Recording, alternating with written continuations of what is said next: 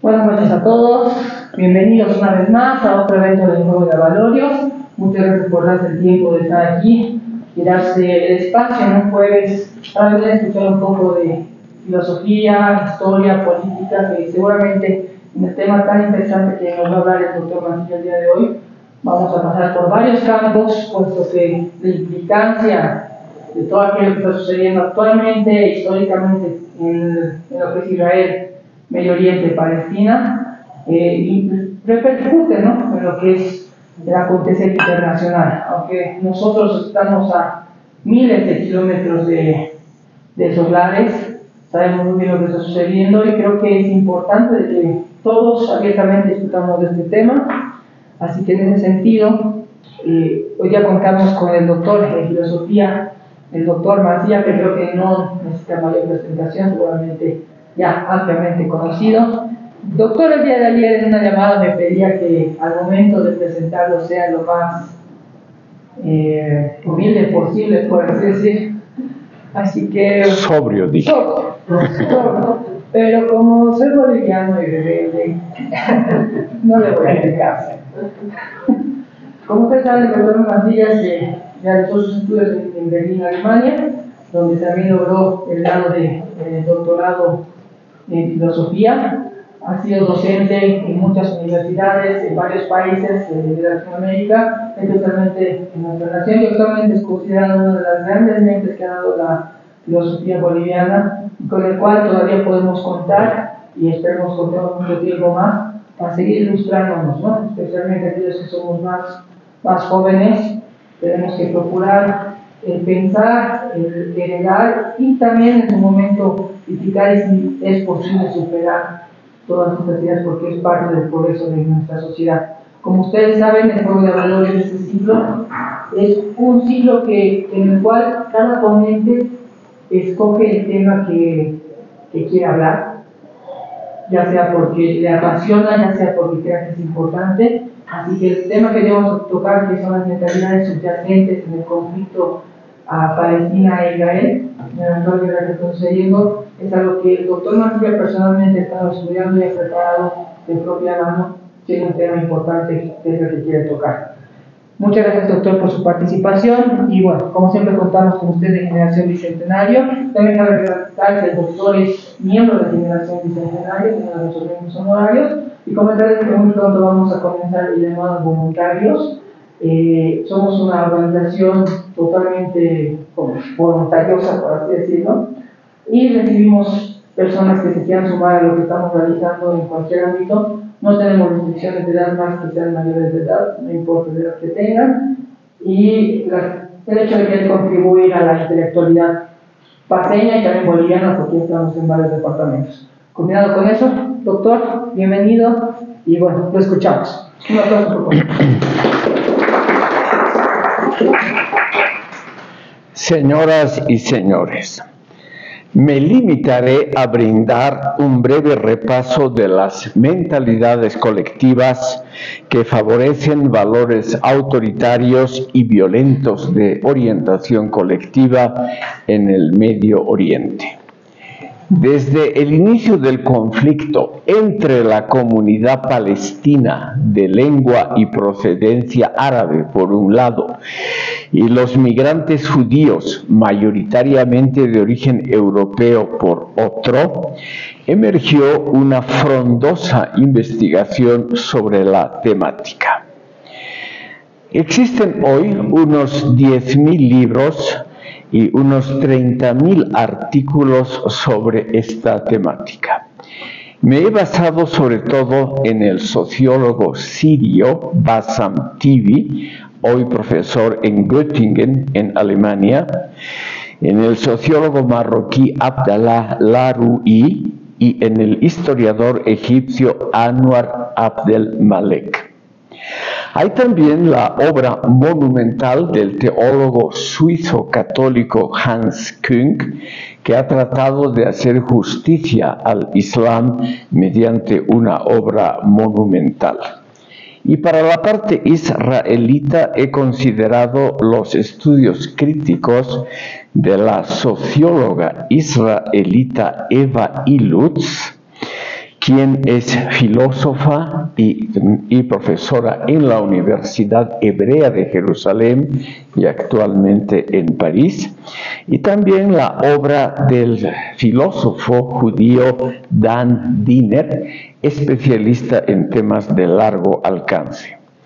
Y en general me he guiado por la obra del experto alemán Peter Waltmann sobre violencia y terrorismo. Waltmann, un especialista en América Latina, ha publicado su famoso libro sobre el Estado anómico, libro que contiene un capítulo sobre Bolivia, que, como es lo obvio, ha sido completamente desestimado en este país. En América Latina, el desarrollo del mundo islámico nos debería concernir por varias razones. Compartimos, aunque sea de un modo diluido, un legado cultural importante, heredado mediante la colonización ibérica. Dos factores centrales de la cultura árabe islámica no son ajenos a nuestra idiosincrasia: la inclinación al dogmatismo, es decir, la inclinación a presuponer la existencia de una sola verdad en las esferas de la teología, la ideología y las convicciones sociales. Y, en segundo lugar, la tendencia a no separar la esfera ideológica o religiosa de la mundana, lo que es desfavorable a la moderna diferenciación de roles y actitudes. La esfera ideológica es la representación actual del ámbito religioso, con el que tiene notables paralelismos la cultura latinoamericana. El área musulmana es hasta ahora pobre en experimentos exitosos de democracia pluralista y de una auténtica economía de mercado.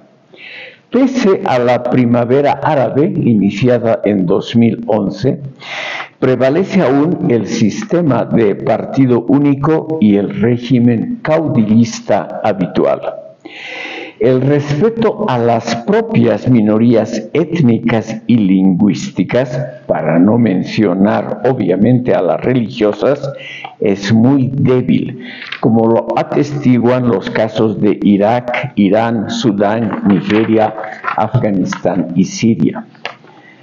Desde Senegal hasta Indonesia hay solo 2 países con estructura federal: Pakistán y Malasia.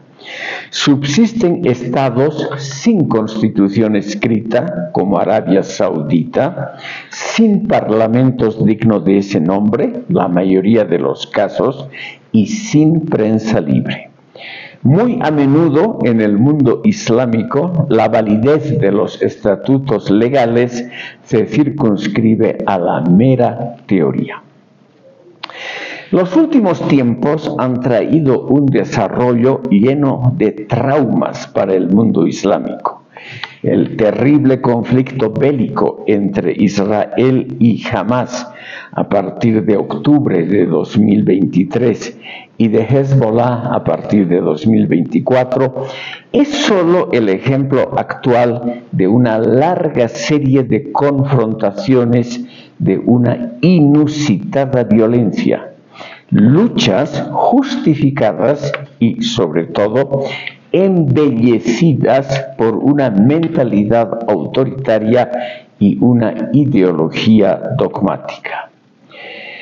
El derrumbe de arraigadas ideologías convencionales, el colapso del otrora tan sólido sistema socialista, por el cual siempre existió la más amplia simpatía en los países árabes, y la conmoción del orden tradicional por efecto de la exitosa cultura occidental del consumismo y de los medios modernos de comunicación, han suscitado en el mundo musulmán un cierto vacío de valores de orientación. Precisamente de este vacío se nutren las iniciativas violentas y caóticas. Se acrecienta entonces la tentación del encierro en uno mismo, pero igualmente la inclinación a combatir lo otro, lo occidental, que se considera justamente el núcleo del pecado y de la maldad. El hallar a los chivos expiatorios no es una tarea difícil en este contexto. El fundamentalismo islámico ha hallado a los chivos expiatorios en los diablos occidentales y en Israel. Lo novedoso de la situación contemporánea parece residir en una curiosa amalgama entre una defensa de la propia tradición cultural percibida en estado de máximo peligro y una apropiación acrítica de los elementos técnico-económicos de la civilización industrial de Occidente. No pocos socialistas y revolucionarios que se quedaron sin trabajo y sobre todo sin ideas en las últimas décadas se dedican ahora a fomentar credos religiosos fundamentalistas, inclinaciones particularistas de toda laya y designios reivindicatorios de gran popularidad, junto con los nacionalismos más delirantes. La posición subordinada de la mujer, aunque este auditorio no lo crea, es algo extremadamente popular y bien visto en la mayoría de los países islámicos. Por lo tanto, es comprensible hasta cierto punto la actitud de fundamentalistas y nacionalistas. En una época de fronteras permeables como la actual, de un sistema global de comunicaciones totalmente integrado y de pautas universales de comportamiento, nace en el mundo islámico la voluntad de oponerse a las corrientes de uniformamiento y de despersonalización que se las identifica con el mundo occidental. No hay duda de que es una legítima aspiración el afirmar la propia identidad sociocultural. Pero esta aspiración puede, sin embargo, transformarse rápidamente en una tendencia xenófoba, racista, agresiva, demagógica y claramente irracional, que a la postre pretende la aniquilación del otro, o sea, del que piensa y cree teológicamente de manera diferente, y naturalmente de todo atisbo de extranjerismo. Esta actitud entraña una negación de los valores universales, un menosprecio de los derechos humanos, por ejemplo, de la libertad de la persona, un repudio a todo diálogo y a todo esfuerzo de educación para la tolerancia. Hamas en Palestina y Hezbollah en el Líbano son ejemplos elocuentes de esta evolución. El resultado es una educación de los niños que es tradicional, verticalista, opuesta a la comprensión del mundo exterior, una educación claramente anticosmopolita, nacionalista y con valores muy elementales. Los niños aprenden en el seno familiar y en la escuela a odiar al otro por excelencia, Israel, agente de todos los males presentes, pasados y futuros. Es una educación muy alejada de las ciencias modernas. Es una reiteración de principios religiosos tradicionalistas. Aprender de memoria el Corán solo para varones es el signo normal de inteligencia y distinción. No, reitero, aprender de memoria ese largo texto, no comentarlo, no interpretarlo y obviamente no criticarlo. Eso es el máximo signo de distinción para niños y adolescentes. Los niños no aprenden a pensar en forma autónoma, sino a repetir los prejuicios sociales colectivos. Y por lo tanto, el resultado es la consolidación de la estricta separación de sexos. Las chicas no son preparadas para una experiencia autónoma, sino sometidas desde muy pequeñas a la sumisión ante los varones y a internalizar los roles femeninos tradicionales. Y esta es lamentablemente, en parte, la labor de muchísimas mujeres en el mundo islámico que como madres, es decir, como las personas que representan la nueva vida y que transmiten la cultura, lamentablemente también a edad muy tierna transmiten esos valores tradicionales a los niños en la tierna infancia. El resultado es el siguiente. Los niños aprenden a creer que Hamas o Hezbollah es algo idéntico con el Estado respectivo y la sociedad libanesa o palestina. No hay para la mentalidad de estos niños ningún derecho al pluralismo de ideas y menos al pluralismo político. Desde la infancia todos son impelidos a pensar positivamente en el régimen de partido único. Los niños nunca se han enterado de que puede haber una alternativa política a Hamas o a Hezbollah. La identificación total entre estos movimientos y el verdadero orden social es, por lo tanto, el cimiento desde el cual los niños aprenden a comprender el mundo. Por ello, las sociedades palestina y la libanesa, sometida a Hezbollah, nunca se van a desarrollar en forma autónoma, y menos una crítica al orden social que estos movimientos han impuesto. Los ataques israelitas a los grupos armados de Hezbollah y Hamas son vistos como ataques a todo el pueblo. La unanimidad de pareceres y no el pluralismo ideológico, cultural o religioso es el supremo valor de orientación.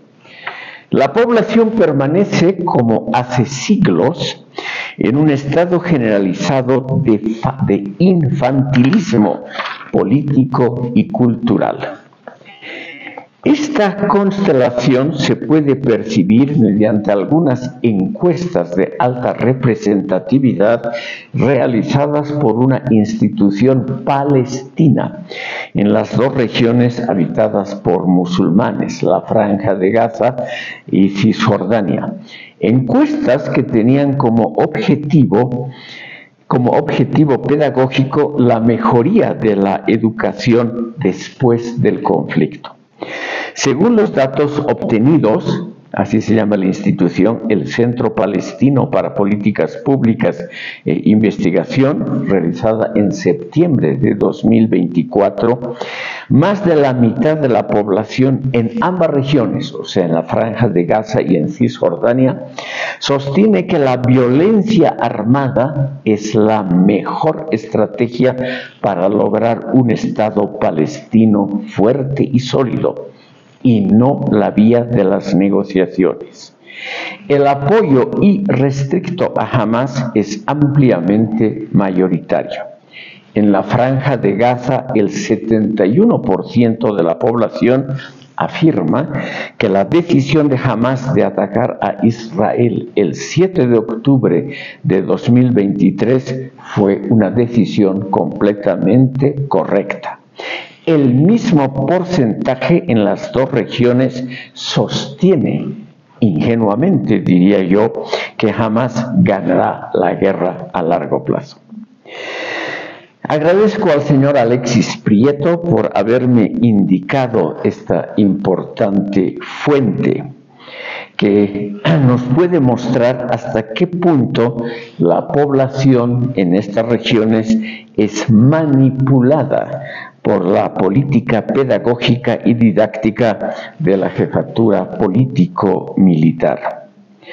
De estos datos empírico-documentales se puede inferir una amplia identificación político-cultural entre Hamás y la población palestina, o en el caso del sur del Líbano, entre la población chiita de esa zona y el movimiento Hezbollah, y un desapego concomitante con el pluralismo ideológico. Es la continuación de la tradición islámica en su versión más reaccionaria y primitiva, pero que hoy en día ha alcanzado, pese a la modernidad técnica, un enorme aprecio en la población de esas regiones. Es decir, es un intento de conseguir, yo creo que lo han conseguido, una identidad entre el gobierno de Hamás o de Hezbollah y el pueblo respectivo. Y por lo tanto, el resultado va a ser siempre un infantilismo político que no comprende en qué puede consistir el pluralismo de ideas.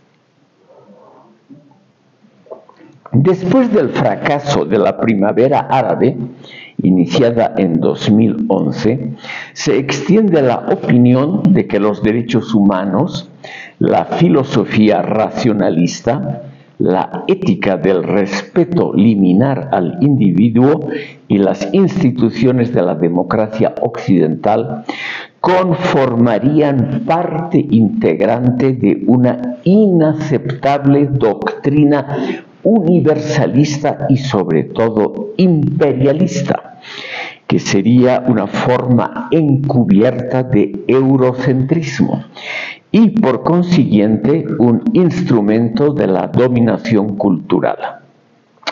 Las facultades, o si se quiere, las pretensiones universalistas del racionalismo europeo no han sido, empero, los factores causales de procesos como la antigua cultura política del totalitarismo en los varios califatos del mundo islámico, la trata de esclavos que tiene raíces muy antiguas, el saqueo continuo de escasos recursos naturales y el exterminio de los propios aborígenes de todas las regiones conquistadas desde la primera expansión árabe del siglo VII.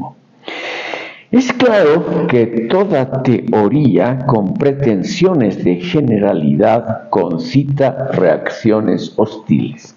Eso es verdad.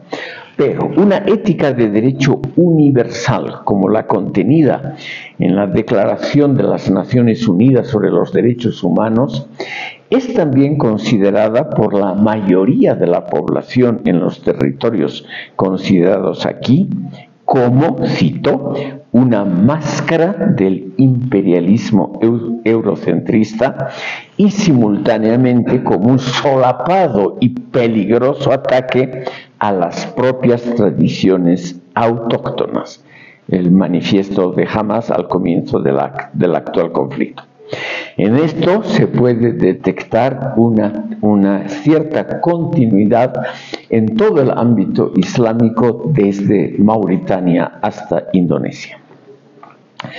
El rechazo del universalismo a causa de su presunto carácter eurocéntrico o su talante imperialista se conjuga con la búsqueda de una identidad cultural y nacional primigenia que estaría en peligro de desaparecer ante el avasallamiento de la moderna cultura occidental de cuño globalizador.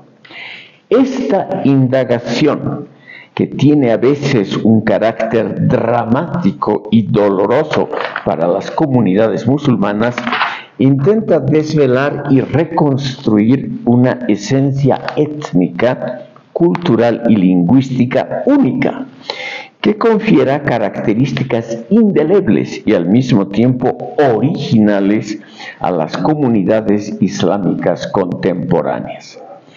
Este esfuerzo puede ser calificado de inútil y por lo tanto de traumatizante.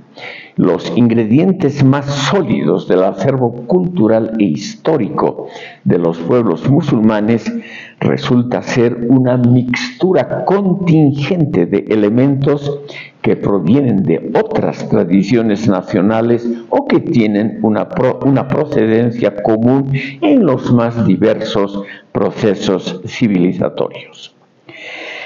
En la mentalidad islámica ortodoxa que permea hoy en día a Hamas y a Hezbollah, hay una dignidad superior, la de la colectividad frente al individuo. El individuo existe solo en y para la colectividad. Los derechos humanos, las instituciones autónomas al margen del Estado y los mecanismos para limitar los poderes del gobierno son considerados a menudo como opuestos al legado coránico y llevan una existencia precaria. El comportamiento adecuado en Palestina y Líbano es el sometimiento a la tradición. Islam significa en árabe precisamente sometimiento. Y este sometimiento se alarga a las autoridades temporales y espirituales, complementado por un quietismo bastante estéril de parte de los ciudadanos normales y claramente de parte de la población femenina de aquellas regiones.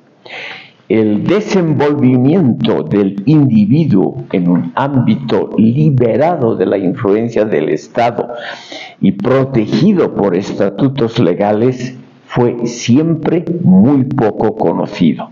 No se encuentra nada de ello, por ejemplo, en el Corán, en el libro sagrado de los musulmanes, que no contiene ninguna indicación de tipo político o institucional.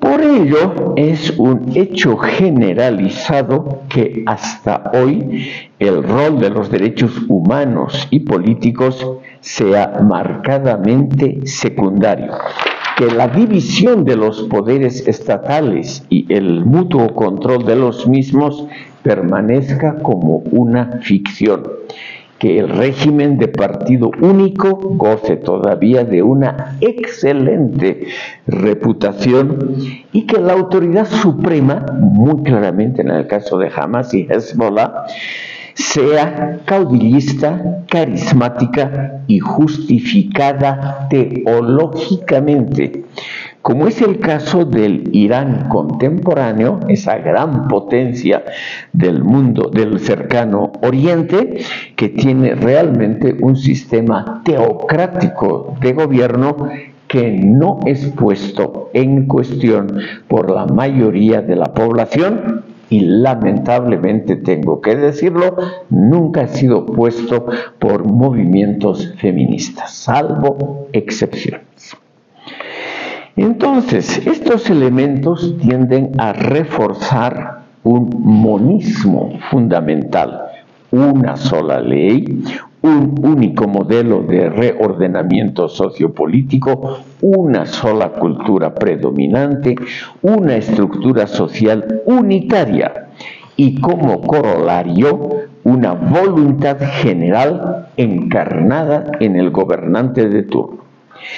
Este sistema que confunde aclamación con verdadera participación popular y que confunde la carencia de opiniones divergentes con una identidad sólida y bien lograda, corresponde en el fondo a un estadio evolutivo premoderno y tal vez, reitero, tal vez superado por la historia universal. Esta es la mentalidad que ha prevalecido en la Palestina controlada férreamente por la pedagogía dogmática impulsada por Hamas, en el sur del Líbano por el movimiento chiita Hezbollah y en el Yemen dominado por los hutitas. Pedagogía que puede ser calificada como el intento, a veces muy exitoso, de mantener a la población en un estadio político y cultural de un marcado infantilismo, lo que siempre ha gustado a todos los gobernantes. Mediante un vistazo a la historia de este ámbito geográfico-cultural, se puede llegar a la conclusión, obviamente provisional, de que la civilización islámica destruyó mediante su primera y muy exitosa expansión militar en el siglo VII una pluralidad de culturas, la persa sasánida, las variantes bizantinas en Asia y África, que eran cristianas, las culturas autóctonas del Asia Central y hasta las comunidades árabes preislámicas en la península arábiga, que habían alcanzado importantes logros civilizatorios propios, habían inventado soluciones originales en la superación de problemas económicos, institucionales y organizativos y una brillantez inusitada en los campos del arte y la literatura. Para estos ámbitos, la cultura islámica trajo consigo un retorno a modelos socioculturales arcaicos, adoptados de una sociedad protourbana de beduinos, rodeada del medio hostil y aislante del desierto, como fue lo que hoy es Arabia Saudita durante largos milenios.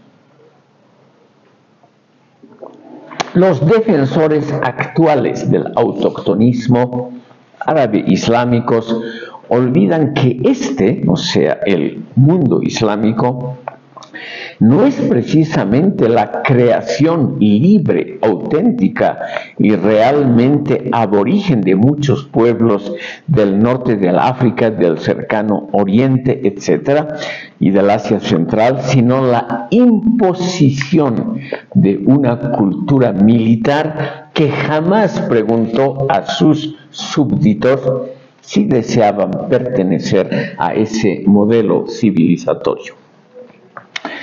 Contra los ideólogos del particularismo islámico se puede aducir que esta tradición propugna también la validez universal de sus principios, normas y valores de orientación y de un modo bastante imperioso y violento, cuando no despótico, como lo muestra la historia del primer califato que empezó a la muerte del profeta Mahoma en 632 de nuestra era. La preponderancia religiosa, esa unanimidad de credos que se nota, ha impregnado casi todo aspecto de la vida civil. Y esto no es favorable ni a un proceso autónomo de modernización, ni a la comprensión de singularidades a nivel mundial. En Palestina y en el Líbano, el fundamentalismo islámico, propagado intensamente por Hamas y Hezbollah, exhibe una marcada negligencia con respecto a las mujeres y a sus derechos preestatales. Con el popular argumento de cimentar la unidad sagrada de la nación, de cohesionar el cuerpo social y unir todas las energías contra el enemigo principal, que es Israel, los ideólogos antiimperialistas de Hamas y Hezbollah y de grupos afines, por ejemplo, en el Yemen, han desempolvado ese legado de colectivismo totalitario y lo han utilizado muy eficazmente para acallar toda crítica al propio gobierno y para impedir la formación de cualquier oposición política. En muchos países musulmanes, claramente en la Franja de Gaza, en la Cisjordania bajo la llamada Autoridad Palestina y en el Líbano meridional, las relaciones interhumanas se basan en un modelo de connotaciones mayoritariamente irracionalistas e infantilizantes, modelo que presupone, sin embargo, la fusión colectiva de las voluntades de un modo prerracional. Por el contrario, la concepción de un contrato social político voluntario surgido por la decisión libre y democrática, por ejemplo, mediante elecciones de carácter pluralista, ha jugado siempre un papel muy limitado en la vida política y en las constituciones de los actuales estados de todo el ámbito islámico, desde Mauritania hasta Indonesia. La constelación contemporánea en Palestina y en el Líbano meridional, y también en muchos otros estados del ámbito islámico como Yemen y Afganistán, no deja espacio a las libertades de expresión y asociación, a la propiedad privada, menos aún al cosmopolitismo y al pluralismo contemporáneo, y más bien engendra un instrumentario ideológico que puede ser usado para reprimir cualquier corriente o idea que parezca incómoda a los ojos de los gobernantes. Esto es lo que ha hecho muy eficazmente el movimiento Hamas en la Franja de Gaza, no celebrando ninguna elección, salvo la que en 2005 los llevó a ellos mismos al poder, y lo mismo en el sur del Líbano, donde el movimiento Hezbollah tiene el absoluto monopolio de la opinión pública. Es comprensible hasta cierto punto que la mayoría de los llamados movimientos de liberación nacional tan propagados positivamente por los intelectuales latinoamericanos hayan elegido el principio conservador de la identidad étnico-cultural como el fundamento de su estado respectivo, y no la noción liberal democrática del plebiscito cotidiano o la asociación voluntaria laica de los ciudadanos consultados previamente. La mayoría de los países islámicos que se han independizado de las potencias europeas después de la Segunda Guerra Mundial han seguido exactamente este camino. En los países que se han fundado bajo este principio, por ejemplo en Argelia, Sudán, Eritrea, Somalia, Libia, Siria, jamás ha habido una consulta popular y libre a la población sobre el tipo de gobierno que hubiese deseado una población consultada libremente.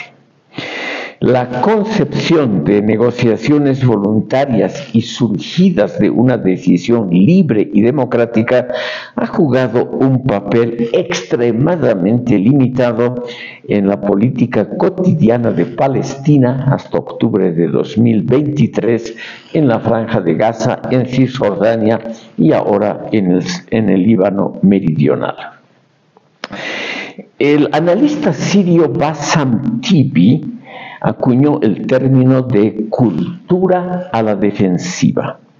Es una síntesis entre el desarrollo técnico-económico moderno y la conservación de la cultura tradicional en los campos de la vida familiar, la religión y las estructuras políticas. Pero esta cultura está a la defensiva porque cree que el mundo occidental trata continuamente de avasallar a esas sociedades.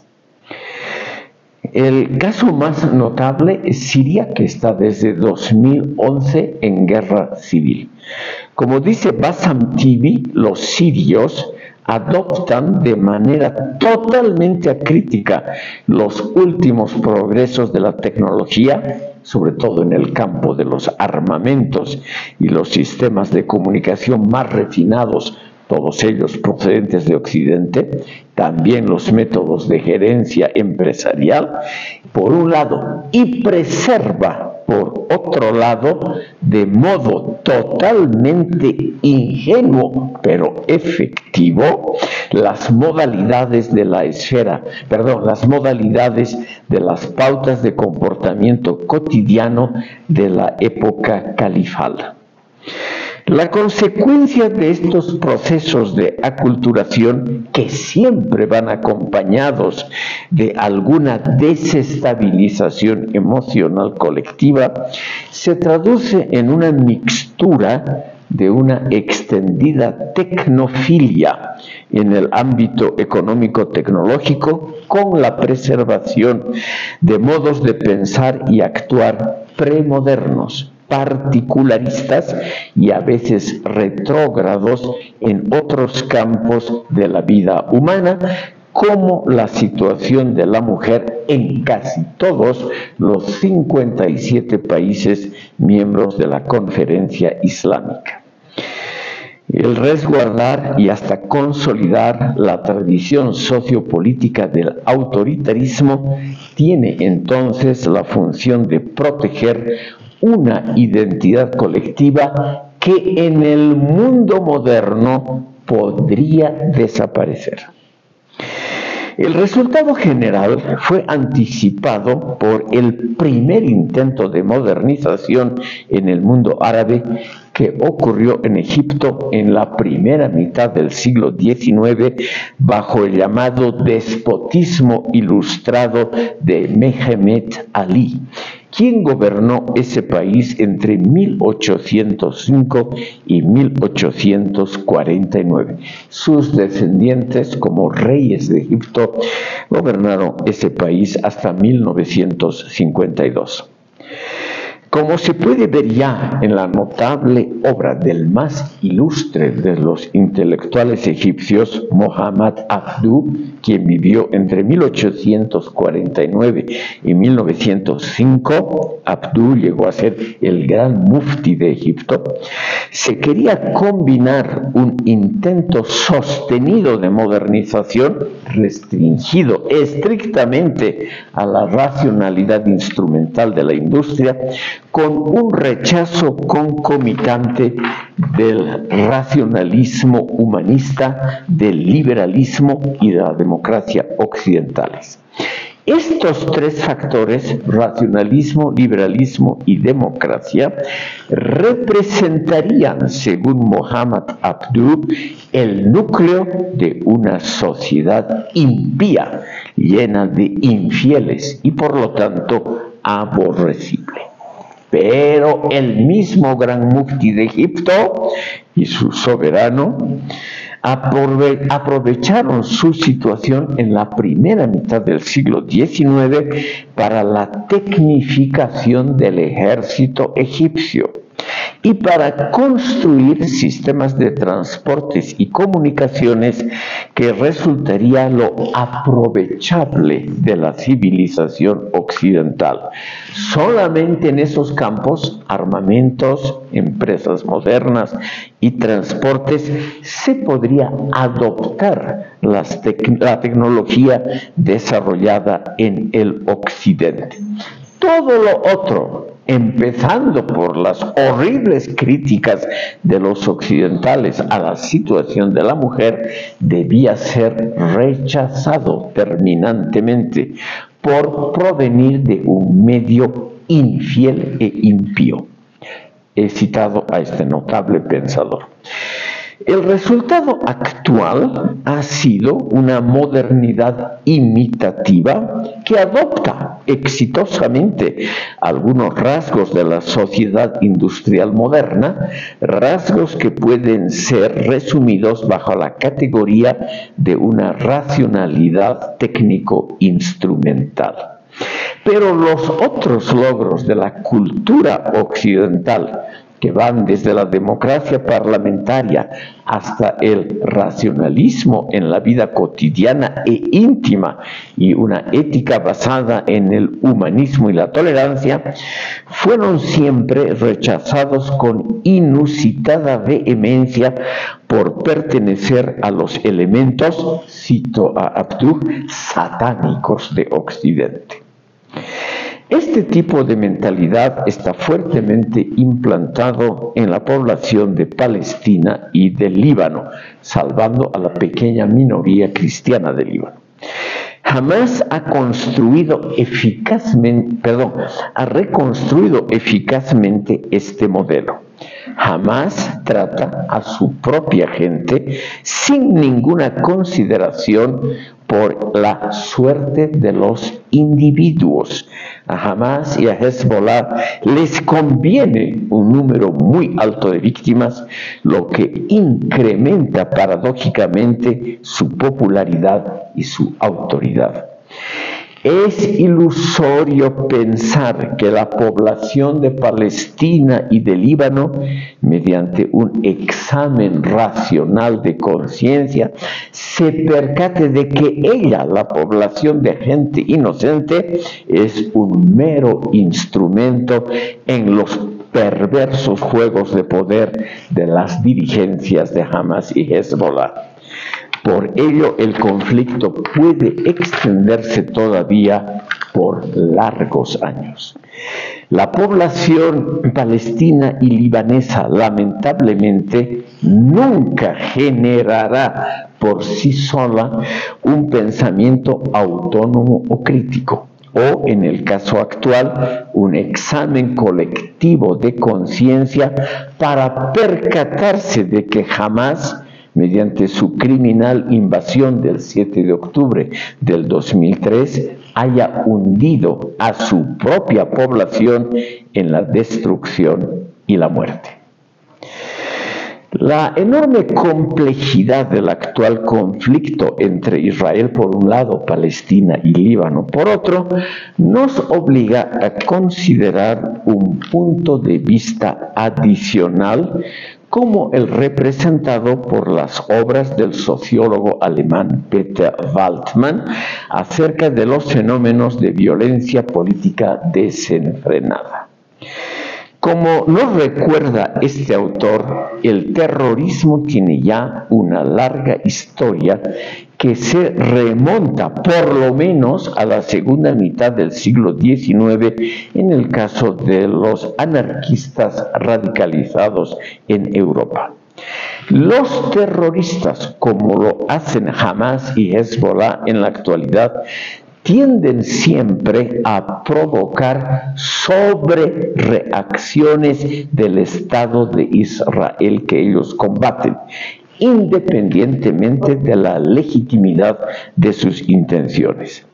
Esto desemboca en un horrible cálculo propagandístico, el terror en cuanto a estrategia contemporánea de comunicación, intimidación y propaganda, el cual pretende generar una ola de simpatía e indignación propicia a los terroristas, en este caso en favor de Hamas y Hezbollah, como la respuesta casi mundial que ha suscitado el terror israelita.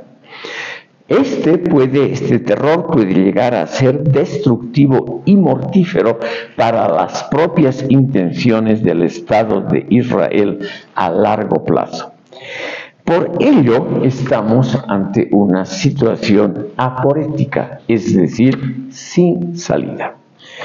Ya se han dado más de 42,000 fallecidos solo en la Franja de Gaza, la mayoría de ellos mujeres y niños, y más de 1,5 millones de desplazados en el Líbano. El fanatismo religioso, antiliberal, antidemocrático, antiuniversalista y profundamente etnonacionalista que propagan exitosamente partidos y grupos conservadores en Israel impiden de su lado que la población israelita pueda desarrollar cualquier sentimiento de comprensión o de compasión por las víctimas de su acción bélica.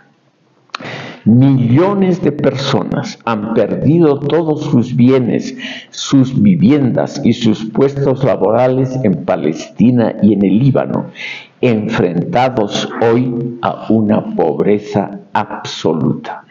Lamentablemente, en la mayoría de la población israelita que comparte un fundamentalismo religioso similar al Islam, esta situación jamás logrará inducir un sentimiento de comprensión o de compasión por parte de la mayoría israelita. Esta corriente reaccionaria de pensamiento se halla en franco ascenso y discusión en los últimos años. Como señala la socióloga israelita Eva Ilus, las ideologías religioso-nacionalistas que se propagan muy activamente en Israel en discriminación de los musulmanes, y realmente lo hacen en forma muy brillante, es decir, para sus fines específicos, pueden movilizar efectivamente a amplios sectores de la población israelita, mediante el énfasis en la pureza racial y en la naturaleza presuntamente privilegiada por Dios de la propia etnia, discriminando para siempre a los impuros, es decir, a los otros, a los musulmanes, en general a los diferentes. De allí, lamentablemente, hay un solo paso para justificar la destrucción del pueblo palestino. Una importante parte de la tradición histórico-cultural del pueblo judío ha contribuido a la creencia de la supremacía propia frente a las otras naciones, como las islámicas, consideradas como inferiores. El Antiguo Testamento establece una dignidad ontológica superior para los judíos, diferentes y superiores a todos los otros pueblos del mundo. Los niños criados en este ambiente familiar y escolar que propaga la concepción esta concepción de terminar siendo el pueblo elegido por Dios, puede naturalmente justificar todo maltrato a otras poblaciones en provecho propio. Voy a mencionar un ejemplo histórico que se repite hasta la actualidad. Al terminar el éxodo, o sea, la salida, la liberación del pueblo judío con respecto a la esclavitud bajo el imperio egipcio faraónico, más o menos alrededor de los siglos XIV y XIII antes de Cristo, estos judíos, estimado público, conquistaron la tierra prometida por Dios a ellos de manera violenta, sobre todo combatiendo a la población aborigen de Palestina, que eran los cananeos o cananitas, un pueblo emparentado con los fenicios, que son los ascendientes directos de los libaneses actuales, y con los otros pueblos siríacos de la región. La primera ciudad conquistada por los judíos después de la travesía del desierto, que según la Biblia duró 40 años, fue la ciudad de Jericó. Esta ciudad se resistió, obviamente, a esa invasión israelita. Y como se había resistido, el ejército judío masacró, reitero, por las dudas, no ha sido comprendido el término, masacró totalmente a la población de la ciudad por orden de Josué, el sucesor de Moisés. Mujeres, niños, ancianos, todos fueron pasados a cuchillo.